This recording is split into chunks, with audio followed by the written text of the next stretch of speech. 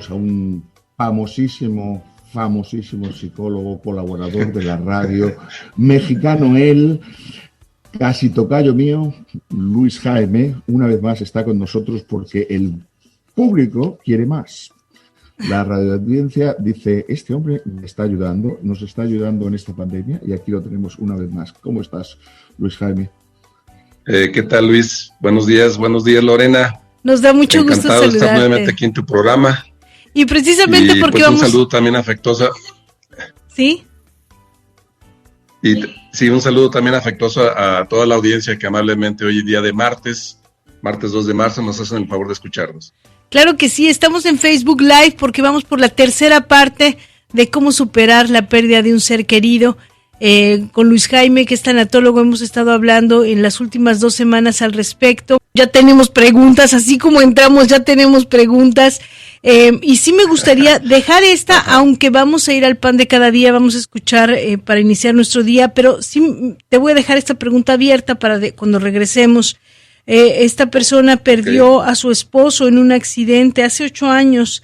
Dice que efectivamente tiene todos estos síntomas que nos estás diciendo físicos. O sea, todo el tiempo está muy cansada, con dolor de cabeza, irritada. Y dice que desde que ha tratado medicamentos, incluso fue a un psiquiatra, pero no encontró ningún problema mental.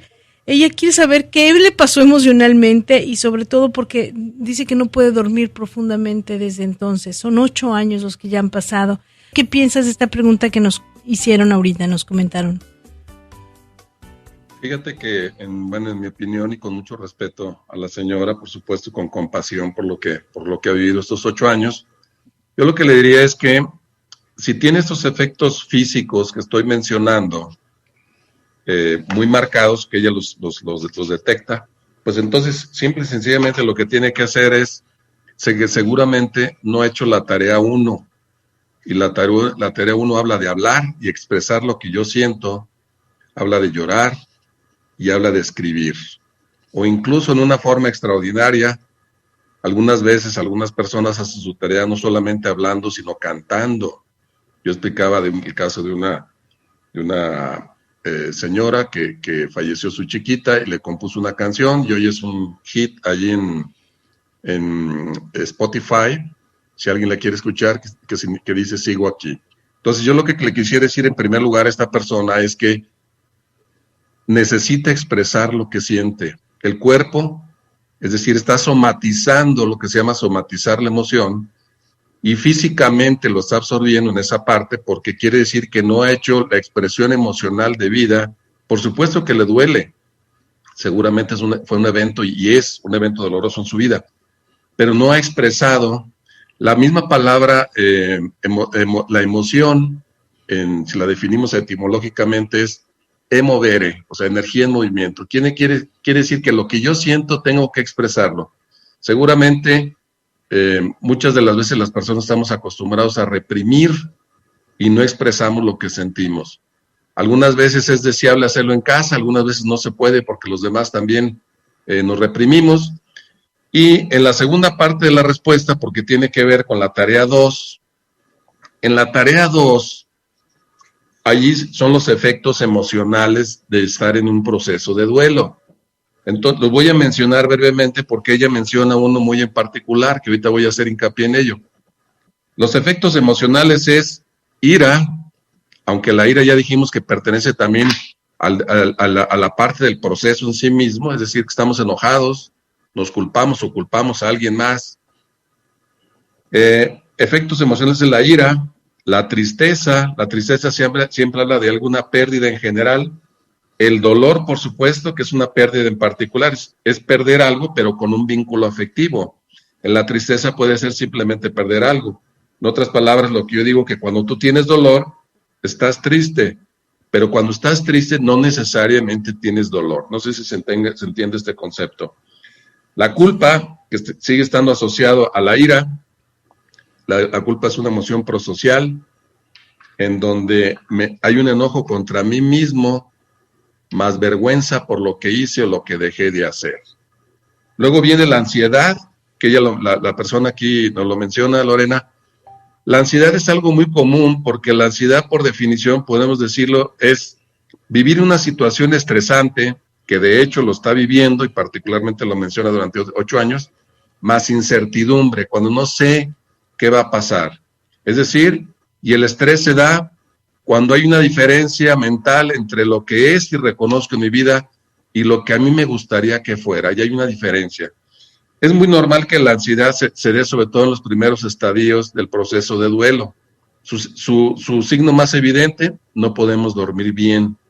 De hecho, yo a las personas que me manifiestan que no pueden dormir bien, generalmente en la primera etapa sí les digo, ¿sabe qué? Apóyese médicamente para que puedan dormir bien, porque finalmente el duelo es una lucha con nosotros mismos y si no estamos físicamente, por lo menos, relajados, dispuestos, pues esto se vuelve más complicado. Sigue la ansiedad, nos sentimos solos, y cuando escala la ansiedad, llegamos a la angustia. Entonces, lo que yo le diría a esta persona es, porque ella dice, ha ido con el psiquiatra, bueno, los medicamentos lo que hacen es demorar y desfasar el proceso de duelo. El proceso de duelo es una cita con nosotros mismos que es impostergable. Muchas veces la vamos alargando, pero esa cita es una cita emocional con nosotros mismos porque las emociones son automáticas. Yo recomiendo el medicamento solamente en el caso que no puedan dormir bien.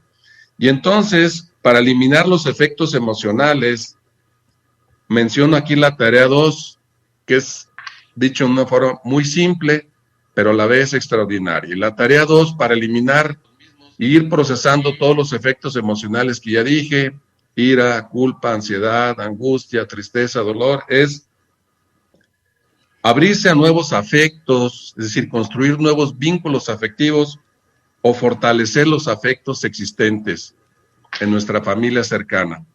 Y en concreto, ¿qué es la tarea 2? La tarea 2 trata de cambiar el dolor que sentimos por amor. Y la única forma de hacer el amor,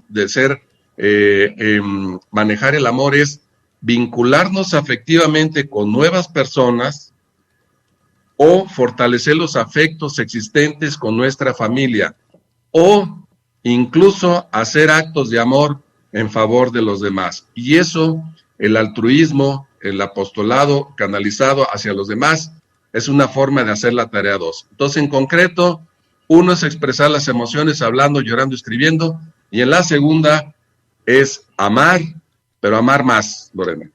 Esto es tan de Dios, es tan evangélico, es tan lleno de la verdad de Dios. Esa es la verdad, porque cuando nos salimos de nosotros mismos podemos realmente sanarnos a nosotros y además estamos ayudando a los demás. Creo que esta tarea 2 es muy importante y le quiero decir algo, con la tarea 1 y 2 estamos evitando algunas cosas que a veces hacemos para ayudar a nuestros seres queridos. Es decir, estoy segura que esta radio escucha y otras personas han escuchado constantemente Luis Jaime esas personas que le dicen, ya, pues pasa la página, ya pasó, tienes que superarlo, es lo que decimos, pero el que está viviendo ese infiernito es el único que sabe lo que trae dentro. Y estas tareas son muy concretas para llevar a cabo esta sanación. Fíjate que ahorita que tú dices que evangélica, de hecho la tarea 1 y 2 tienen referencias evangélicas extraordinarias. Voy a citar la referencia evangélica de la tarea 1 y está en Juan 11:35, para quien guste verlo. Ahí narra en Juan 11:35 el momento de ese encuentro maravilloso donde Dios va en busca de su amigo Lázaro, lo recibe Marta y María, y dice que cuando estaba a frente del sepulcro, Jesús se compadeció y Jesús lloró. Fíjate lo increíble de este concepto, y lo dice así el versículo 11:35. En otras palabras, tanatológicamente hizo su tarea 1. ¿Por qué? Porque Lázaro era su amigo. Y algunas veces las personas sienten que el llorar es un signo de debilidad. Si Dios mismo, en la figura de Jesucristo, lloró, como nos lo narra el Evangelio, Él, teniendo su naturaleza divina y su naturaleza humana, algo que se conoce como en teología como la homeostasis, es decir, esa unión de dos naturalezas totalmente diferentes. Bueno, pues Jesús lloró y no se contuvo por el amor que le tenía a su amigo Lázaro. Y eso nos lo dice el Evangelio de Juan en capítulo 11, versículo 35. Es extraordinario. Y la tarea 2 tiene una referencia con nuestra esencia, con nuestra naturaleza. En la primera carta de Juan, en el capítulo 4, nos dice que Dios es amor y que fuimos creados en Génesis 1:26 a imagen y semejanza de nuestro Creador. Entonces, en el momento que nos salimos de la emoción, que es nuestro eje, que es el amor, y que por supuesto por amar llegamos al dolor, la forma de recuperar ese equilibrio emocional es regresar de donde partimos, en nuestra esencia, lo que nos asemeja a Dios, y es amar más a mí, a mis hermanos y a cualquier persona que lo necesite, y por eso ese cambio de amor por dolor es la tarea 2, Lorena. Requiere mucha determinación, Luis Jaime, esta tarea 2, porque es ir en contra de la corriente de mis emociones, porque mis emociones pueden estar hundidas en el dolor, y el punto aquí es ponerle al dolor acción. Vamos a convertirlo primero. Creo que los actos de servicio incondicional ayudan muchísimo, y es un amor, es muy parecido al amor de Dios. Por eso creo que el involucrarse en voluntariados, por ejemplo, en ayudas sociales, esta es una muy buena idea. Mucha gente también se puede completamente entregar al servicio ministerial, lo cual también es muy bueno porque va a conocer a otras personas, y esta entrega no se trata de distraerse, se trata de entregar toda esa concentración que teníamos, yo creo, de alguna manera, Luis Jaime, entregarla en obras, en servicios, y es salirnos de nosotros mismos, en amor verdaderamente, no es solamente ocuparse para distraerse, porque pues con eso te puedes poner a jugar bingo y ganar algo de dinero, pero realmente el punto aquí es entregarse en amor, verdaderamente. Hay muchos comentarios, Luis Jaime, me gustaría comentarte otro. Una persona que nos comenta aquí perdió a su mami hace 7 años y lloró por meses, lloró y lloró en los momentos en que podía hacerlo, hasta que sintió que ya no había más lágrimas. Dice que con eso tuvo mucha resignación, mucha fe, todavía duele, todavía extraña, pero ya no tiene este dolor cargando por el fallecimiento de su mamá, y dice que llorar sin censura realmente le ha ayudado. Fíjate que a veces me preguntan cuánto llorar, cómo llorar, dónde llorar y con quién llorar. Yo le digo que el dolor, por supuesto que tiene un componente de pudor, Lorena. Entonces la persona debe seleccionar dónde, cuándo, con quién, pero no reprimirse y llorar lo que ella necesite. No hay una forma de medir el tamaño del llorar, así como no hay dolorímetros o tristómetros, les digo yo a las personas que amablemente me consultan o con las quienes trabajo en los grupos de autoayuda.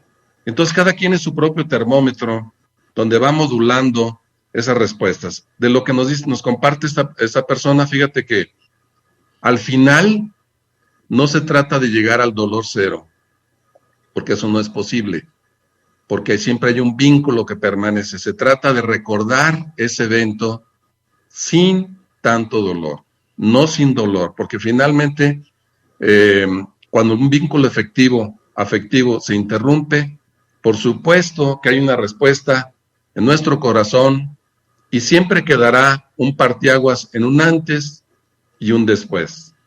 Pero actuando en el amor, entonces eso queda como un eco de dolor, que le llamo yo un eco de dolor, pero que nos permite continuar de pie, física, emocional y mentalmente, amándonos a nosotros, pero de la misma manera amando a nuestro prójimo. Y nuestro prójimo, los más cercanos, pues es nuestra familia, pero muchos más, ampliando ese amor a quienes ni siquiera conocemos, en actos concretos de amor. Amar es un verbo, amor es una emoción. Lo que se necesita al amar es una decisión valiente de salir del dolor y de salir del enojo contra algo o contra alguien. Luis, adelante. Pues, Jaime, ¿y qué pasa con lo contrario? El que no siente nada, porque yo he conocido por lo menos a una persona que se queda como fría, no siente nada. Entonces no sé si es que no se ha reprimido tanto en su vida que es incapaz de tener sentimientos, o ¿qué le dirías a una persona que le pasa lo contrario? Fíjate que hay un caso muy especial de ausencia de duelo. Es decir, se puede a veces,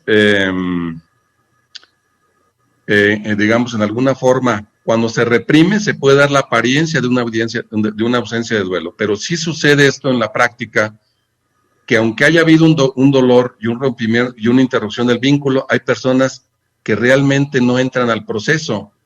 Eso tiene una explicación psicológica basada en el modelo de Sigmund Freud. Freud definía al ser humano en 3 aspectos: en el ello, el yo y el superyo. El superyo son nuestras creencias vitalizantes, el yo es el contacto con la realidad y el ello es nuestra parte instintiva que todos los seres humanos tenemos. Bueno, una explicación de ausencia de duelo es cuando el yo, es decir, mi parte relacional con la realidad, con mi contexto, es débil. Entonces lo que hacen es mis creencias, particularmente las creencias vitalizantes, encubren y protegen al yo, porque ese yo disminuido por alguna razón o varias razones psicológicas no puede cargar el dolor y la sola creencia lo encubre y entonces se llama ausencia de duelo. Efectivamente es un caso especial de los procesos de duelo. Lo general es que existan todo esto que hemos venido trabajando, pero hay un caso especial donde pudiera haber una ausencia de duelo por una sobreprotección del superyo al yo. ¿Y en algún momento habrá un quebranto? O sea, puede ser que no lo sufrió ahora, pero llegue el sufrimiento en 2 años, en 3 años. Sí es posible, Lorena. Hay duelos a veces demorados, que se llaman duelos demorados, o duelos crónicos, donde tienes varios efectos, es decir, se interrumpe, vuelve, se interrumpe, vuelve, se interrumpe. Es decir, pero ya forman parte de algunas patologías que habría que analizar con más detalle. Pero sí es posible que el duelo se demore y ante un disparador semejante en las circunstancias donde se dio la pérdida, dispare algo que tenemos encubierto de manera, diría yo, represiva. Hay muchas preguntas del público y voy a empezar a sacarlas porque hay situaciones que pues sí necesitan un consejo. De todas maneras me gustaría, Luis Jaime, hay personas que les gustaría tener ya una sesión muy concreta, individual contigo. ¿Esto sería posible? ¿Tú estás atendiendo personas para consejería? Sí, claro. Mira, de hecho lo que estoy haciendo ahorita, bueno, pues a mí me encantan mis grupos de autoayuda, tú te imaginarás que es una cosa extraordinaria, Lorena. Porque yo digo que cuando podemos compartir el dolor se divide. Y cuando podemos amar, el amor se multiplica.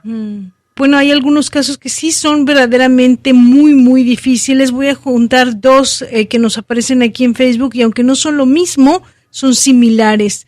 Una de ellas perdió a su hermana y su hijito en un accidente, está devastada. Esto ya tiene 8 meses y también hace más tiempo, pero nos está comentando aquí una persona también que perdió a su hijo de 19 años, él se quitó la vida. No puede superarlo, no quiere más vivir, no le encuentra sentido a nada. Me da mucha pena este dolor y este es un buen lugar para compartirlo. Te agradezco que lo hayas hecho con nosotros, tu familia radial, porque puedes recibir un consejo que puede cambiar tu vida. Abre tu corazón y tu mente para escuchar lo que nos van a aconsejar. Lorena, bueno, en el primer caso nos dice que perdió en un accidente a su hijita y es decir... A su hermana y su hijita. Otro ser querido. Su hermana y su hijita de su hermana. ¿A su mamá? No, su hermana y su hijita. Uh-huh. Ok. Mira, en esos casos, cuando hay pérdidas múltiples, es lo que se llama una sobrecarga de duelo. No es lo mismo procesar la interrupción del vínculo afectivo de una persona que la de varias personas. pero el principio sigue siendo el mismo. Es decir, en el proceso, ¿en qué parte está? ¿Lo niega? ¿Está enojada con la realidad? ¿Tiene un dolor y depresión profunda? Y no puede reconciliarse con la realidad. Entonces, lo primero que hay que detectar en qué punto se encuentra. Quizás en la etapa, no sé si está enojada, no lo manifiesta, o en la etapa simplemente de depresión.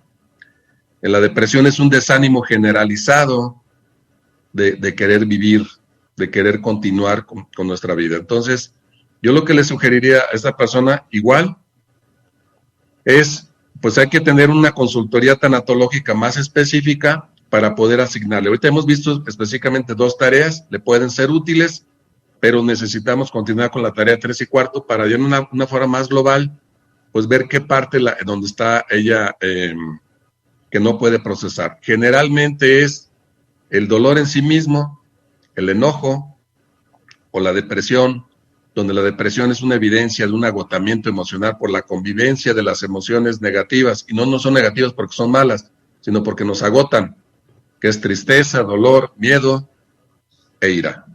En el segundo caso de esta persona, que pues yo en primer lugar le agradezco el hecho de que algo tan íntimo, tan profundo, la pérdida de su hijo por un suicidio, yo lo que le diría es lo siguiente. Lo primero que tenemos que entender, de hecho yo hice 2 programas contigo, lo recuerdas, Lorena, que hicimos 2 programas, están disponibles también en mi canal, en Confía y Vive. Le recomendaría que los escuchara porque ahí va a encontrar quizás algunas líneas, pero particularmente yo creo que la tarea 2 sería esencial. ¿Qué mayor muestra de amor con su ser querido que perdonar aquello que la lastimó? Fíjese lo que le estoy diciendo. Perdonar y tener un acto de misericordia con quien hoy tomó esa decisión. La misericordia algunas veces pensamos que es exclusiva de Dios, pero también la podemos operar los seres humanos, porque la misericordia tiene 2 grandes fundamentos: la reconciliación y el perdón. Yo lo que le diría, ampliando la tarea 2, que significa amar más, llegue el amor máximo, que es la misericordia, reconcíliese con su ser querido, perdónelo si es que hay algo que perdonar, y le pregunto, si es que hay algo que perdonar, porque generalmente hay algo que disculpar. El perdonar tiene una asociación con una parte dolosa, el disculpar simplemente con una omisión o un error que cometemos. Y por supuesto, que no considere que usted es directamente responsable de algo que fue una decisión, quizás en un momento obnubilado de otra persona. Es decir, la culpa está muy presente en estos procesos, pero la culpa no es sino una evidencia de la ira, el rechazo y el enojo con la realidad. Entonces yo lo que le invitaría es amar más en forma de misericordia, de reconciliarse con su ser querido y de perdonar si es que hubiera algo que perdonar. Ahí está, son pasos difíciles, pero se pueden hacer, y creo que es muy importante la fe, que es muy importante tomarse de la mano de Dios. La mejor medicina, sin lugar a dudas, es la Santa Eucaristía. Luis Jaime, tú hablabas, ahorita llevamos 2 tareas, pero hablabas de tarea 3 y 4, nos queda un programa más. ¿Tú crees que podríamos platicar de la tercera tarea? Sí, claro. Si ya podemos hacer los comentarios o nos vamos directo a la tarea 3 de Lorena. Vamos a revisar un poquito, aquí hay algunos otros comentarios, les agradezco a todos los que nos están platicando. Efectivamente, ¿qué pasa con un ser querido? Porque el que nos está escuchando y que está pasando por el duelo, está tomando todas estas herramientas para ponerlas en su vida, para llevarlas a cabo. Pero ¿qué pasa con un marido? Perdió a su mamá hace poco más de un año, no lloró, no pasó por toda esta etapa, pero desde entonces está enojado y de malas. Evade el tema, no quiere hablar. es el ser querido, es decir, nosotros estamos recibiendo esta tarea, pero ¿cómo se la transmitimos a un ser querido que está en esa parte? Es decir, negación, es una especie como de negación, es una especie de no quiero hablar del tema, no me interesa y simplemente muy enojado. Es muy difícil porque finalmente el avance en el proceso de duelo es una decisión, y yo digo que es una decisión valiente, Lorena. Yo creo que simplemente es proponer, por supuesto, nunca imponer algo a ese ser querido que vemos que está en una situación difícil. Mira, en teoría, y digo en teoría, el camino para salir, si está enojado, pues es abandonar la ira. La ira tiene que ver con rechazar la realidad. Así de simple. El cambio suena simple, aceptar la realidad, pero no es tan simple en muchos casos, porque implica una decisión valiente, eso implica una parte cognitiva, y por supuesto, si alguien no quiere procesar, entonces se queda en lo que decimos un duelo no resuelto, porque queda como un estado de duelo. Y los dos grandes estacionamientos emocionales donde se puede uno quedar posicionado es en el enojo o en el dolor, pero desvirtuado como una forma de sufrimiento. El sufrimiento, si no tiene una visión trascendente, es un sufrimiento estéril, porque no da frutos. La única situación del sufrimiento es que no salgo de mi yo y no puedo compartir nuevamente un amor con quienes me rodean y con quienes y conmigo mismo. Incluso es una falta de amor con nosotros mismos. Yo sugiero simplemente exponer esto, no imponerlo, pero la decisión es importantísima de parte de la persona que quiere trabajar y quiere ponerse de pie ante la vida. Ahí está. Sugiramos en dado caso las dos tareas que hasta ahorita tenemos, es decir, más allá de decirle no te preocupes, todo va a estar bien, cambia la página, mira ya pasó tanto tiempo, en vez de hacer eso seamos más asertivos y recomendemos estas tareas. Llora, cuenta, platícanos de tu pérdida, escribe lo que sientes. Creo que esto puede ayudar más y seríamos más asertivos, ¿verdad, Luis Jaime?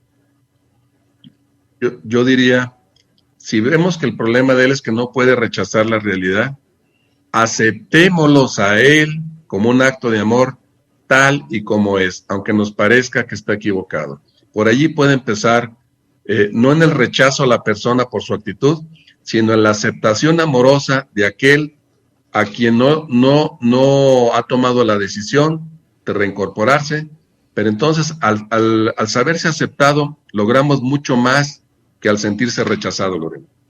Ya lo creo. Gracias por comunicarse también a través de nuestro WhatsApp 916-999-1240. Ahí estamos también recibiendo las llamadas y me estaban pidiendo tu teléfono. Ya lo pusimos también en nuestra página de Facebook. Ahí lo puede tener. Y sí, él está dando consultas a través de Zoom por el momento, gracias a la pandemia, porque gracias a eso, yo creo que si no hubieras pensado pues sí, en atender gente de Sacramento, California. Luis Jaime, tenemos todavía unos cuantos minutos y creo que valdría la pena dejar la tercera tarea, aunque podamos ahondar más y seguir como lo hicimos en esta anterior, darle vueltas en la primera, en nuestro siguiente programa, que les recuerdo será el 11 de marzo, será la cuarta y última parte de cómo superar la pérdida de un ser querido. Bien, entonces vámonos a la tarea 3. Ya hemos hablado, la tarea 1 tiene que ver con los efectos físicos del proceso de duelo, que es hablar, llorar, escribir, su tarea 1. La tarea 2 tiene que ver con los efectos emocionales, con la tristeza, el dolor, la ansiedad, la angustia, la ira, etcétera, y es amar más, así de simple. La tarea 3 tiene que ver con la parte cognitiva, es decir, con nuestra parte de entendimiento. ¿Cuáles son los efectos cognitivos del proceso de duelo? Incredulidad, no lo podemos creer lo que ha sucedido, nos cuesta trabajo creerlo. Confusión, estamos confundidos mentalmente. De hecho, la incredulidad sumada a la confusión nos da la negación. Por eso los procesos de duelo empiezan negando lo que sucedió, porque estamos incrédulos y confundidos. Todo esto tiene que ver con nuestra parte cognitiva.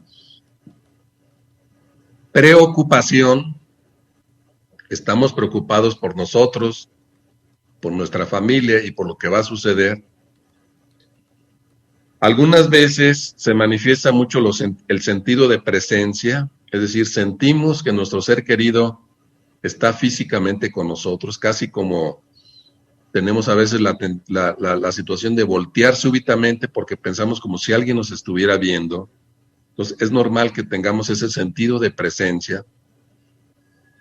Tenemos algunas veces alucinaciones visuales y o auditivas.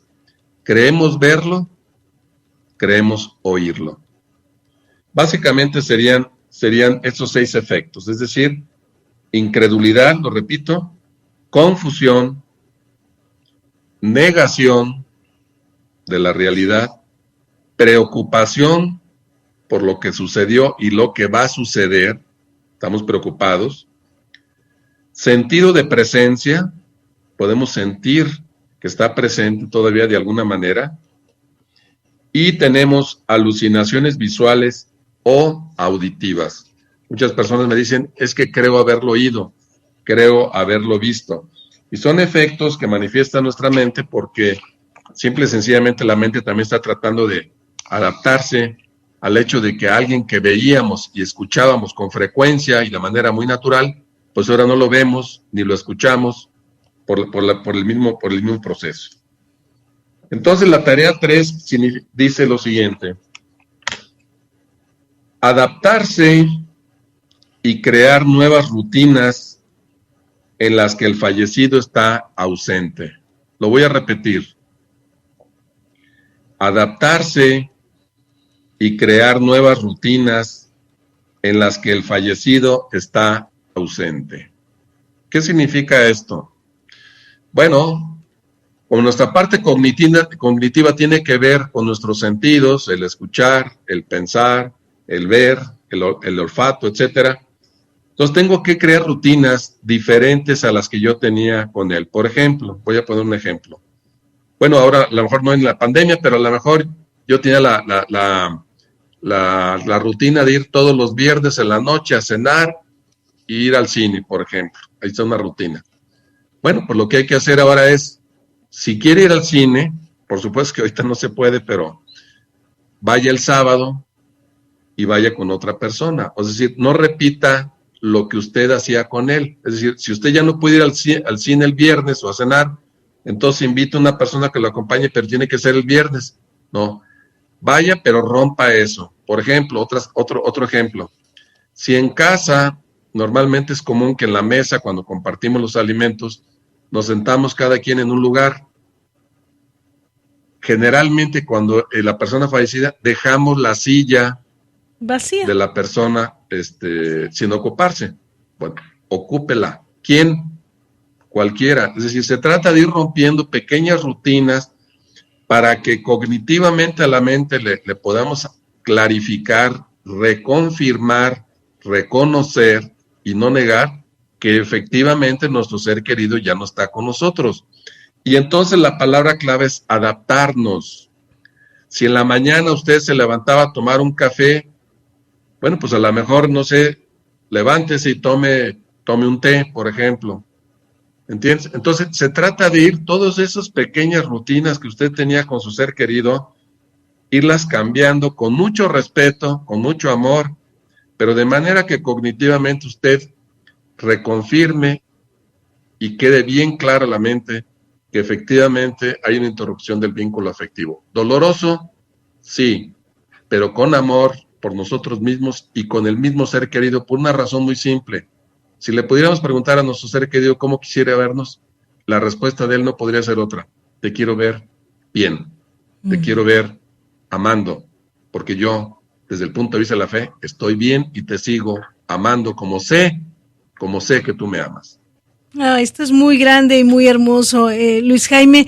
Hay algunas situaciones, y ahorita te comento precisamente porque tengo una persona muy cercana que perdió a su marido y hizo este proceso muy bien, es decir, cambió una cama gigante así, king size, donde estaban los dos, la cambió por una individual y trató de sacar del closet la ropa de él porque pues se enfrentaba a ese closet cada día.